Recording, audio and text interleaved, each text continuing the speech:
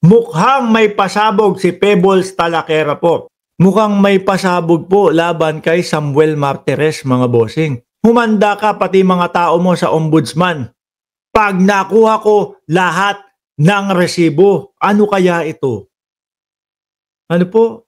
Kasi ngayon umiepal ho ang ombudsman, mga boss.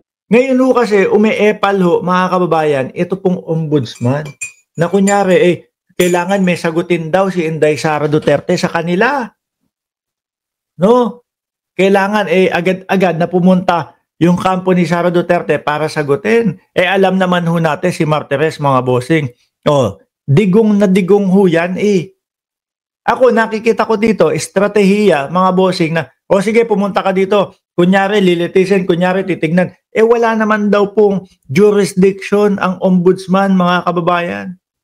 Doon sa impeachment ni Sara Duterte.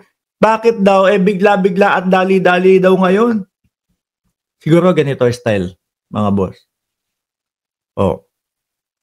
Inimbestigahan, inalam namin, kinausap namin, ganito, ganyan.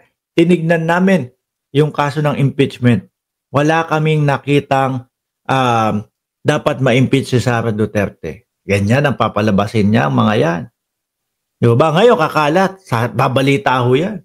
Ngayon naman, ang Senado naman ho, mga bossing, dahil takot sila, di ba, kay Inday Sara Duterte, lalo ho, yung Senate President at yung 18 na mga senador ho. Gagawin, mga boss, paano ba?